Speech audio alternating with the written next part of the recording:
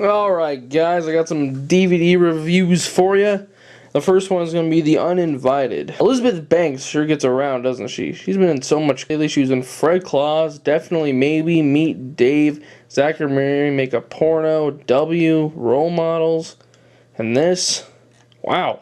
I think the main problem for this movie is that it tries to be a horror movie when the plot overall really isn't horror. It's mainly just it's a murder mystery and suspense. There's really no supernatural aspects to it, except stuff they throw in there for no reason. It just feels out of place. This main character, every once in a while, she's like haunted by this creepy little girl, and of course a backstory comes in there eventually, but it's just not really a horror movie.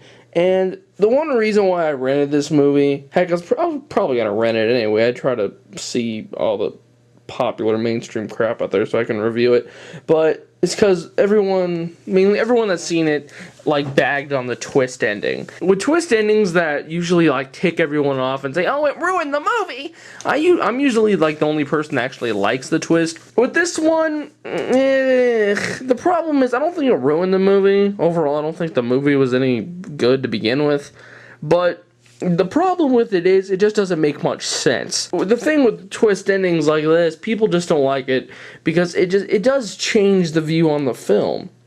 But the one with this one, I didn't like it because it just didn't make much sense. Okay, but I'll get into more of that in a minute. But the story is, this girl, this kooky teenage girls, all got all this teenage angst. She's incredibly unlikable, by the way, the character. And she, the movie starts off, she's locked up in this joint, and they let her go, and she goes home to her sister that's like her best buddy, and her dad. Now his dad's girlfriend moved in. His dad's girlfriend is their late mother's former nurse, and the reason why she was locked up in this place is, she's got all this depression because her mom died, and apparently her mom died in a fire, and of course suspicions rise, and the two girls convince themselves that this woman played by Elizabeth Banks, that's now their dad's girlfriend, killed their mom so she could get into their dad's pants. And the conversations they have when they talk about this woman supposedly killing their father, they're talking about it like she supposedly ate the last cookie from the cookie jar. It's just so common. There's seriously a line where the girl's like, no, she killed our mother and she's not going to get away with it. The two girls' performances were pretty crappy, and like I said, they were just pretty unlikable, and I just really didn't give a crap. Elizabeth Banks could have both brutally murdered them with an axe, and I wouldn't have gave a crap at all. The lead, that actress was okay, but her sister, ugh. That girl was in John Tucker Must Die. That was driving me insane. The whole movie, I knew I saw her in something, but I couldn't tell until later when I looked it up. But anyway, this movie's not horrible. I think some people are going to like it. I think the main audience for this movie is an audience that is used to really crappy movies. But they usually like those crappy movies anyway. Those are really stupid horror movies. And this is, I don't know, it's not that bad, but I wouldn't call it good. I wouldn't go to the extent of calling it good, but kinda, sort of, in a way, decent, I guess, but it's stupid. And when it gets deep into this, where it comes to the point where there's, like, violence between the girls and Elizabeth Banks, it just comes off as silly. And the twist ending is okay, but it doesn't make much sense, and it leaves a lot of holes. And I look back on the plot, and I'm like, okay, but then why did all this happen?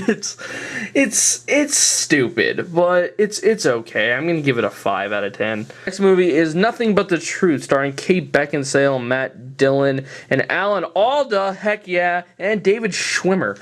Now, I was really excited to see this movie. It was a movie that was released around Oscar season, got lost in the mix. Pretty good reviews, but it just didn't really get anywhere, and I was waiting for it. I was really excited to see it because I love movies about journalism, and I was waiting for it to come into my town, but I guess it never came, and I guess I just forgot about it until a couple of weeks ago when I was looking at my Entertainment Weekly magazine, and I saw that it was coming out DVD this week. I'm like, wow, I forgot all about that thing, and I rented it, and it's a shame that it didn't really get anywhere. I don't know if it necessarily deserved any Oscars. I'm not going to go up to say, it should have been nominated for Best Picture, but it's really, really good.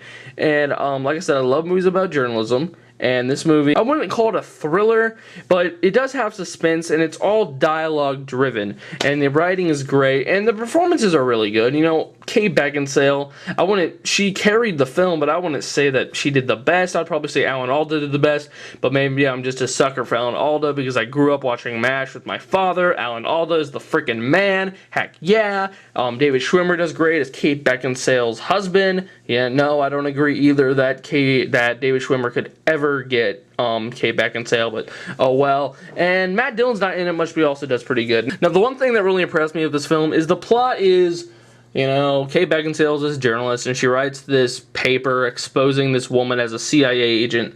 And, you know, once it's published, it's great. She gets nominated for a Pulitzer, but, you know, all these people are mad, and, you know, all this crap arises. And Matt Dillon and Alan Alda is her lawyer, and they're trying to get her source for the story, and she won't reveal it. And that's basically the whole movie. A lot of the film is spent with her locked up in jail.